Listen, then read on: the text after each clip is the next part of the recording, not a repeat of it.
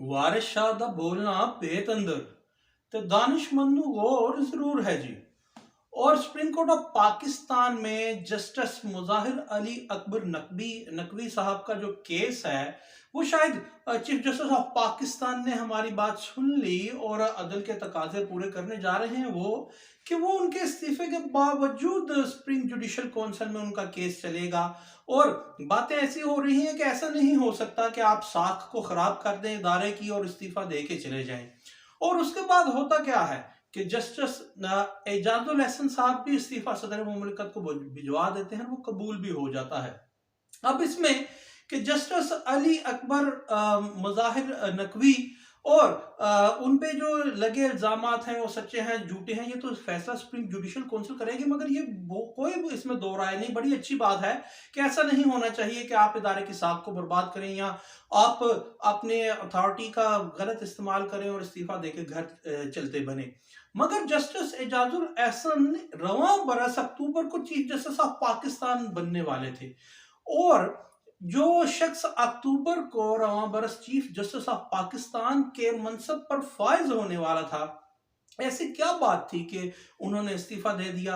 अब ये तो जो बातें हैं ये तो तारीख ही इसका जवाब देगी, और तारीख एक बेहतरीन जवाब दहिंदा है। और तारीख से याद आया कि जब गैलीलियो ने दूरबीन ईजाद की और अपने इल्म हिकमत का प्रचार किया, तो उस वक्त के हुकूमत ने उस वहाँ की उन्हें ये कहा कि आपने हमारे मजहबी और हुकूमती अकायद को ठेस पहुंचाई है और मजमा आम में आप माफ़ी मांगे, और गैलीलियो जैसे शख्स को माफ़ी मांगना पड़ी। मगर तारीख ने उसका जवाब क्या दिया कि गैलीलियो के दूरबीन से टेलीस्कोप से बने हुए नए होराइजन इंसानी जिंदगी और इंसानी साइंसी तारीख पे ऐसे और उसने नए होराइजन्स खोले कि जो तारीख आलम उसे कभी ना भुला पाएगी। इसी तरह थॉमस एडिसन ले लीजिए कि जब उसने 999 तजुर्बात किए छोटे मोटे, और उसे पागल का टाइटल दिया गया कि ये तो पागल है ये शख्स, ये कुछ नहीं करता।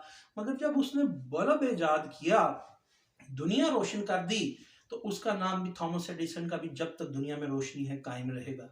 और अकबर को लीजिए, भले उसके साथ चौथा ग्रेट अकबर दी ग्रेट दुनिया का लगा, कोई पांचवा ग्रेट आज तक नहीं आया। अकबर साहब ने एक अपना आईने अकबरी और दीन अकबरी बना लिया, इन्वेंट कर लिया, और जिसका सबसे बड़ा मुहर्रिक ये था कि हिंदू मुस्लिम शादी भी थी। उस वक्त वो रूलर रहा, बड़ा मजबूत रहा, और बैरम खान जिसकी बदौलत अकबर आजम अकबर दी ग्रेट बना, तो पहला वार उसी पे किया, ये तारीख ने हमें बताया। तो आज ना अकबर है ना दीन अकबरी है, उस वक्त का जोर आवर अकबर दी ग्रेट जिसने दीन अकबरी ईजाद कर दिया था। फिर एक फकीर था शाह हुसैन, जिसे हम माधोलाल हुसैन के नाम से जानते हैं।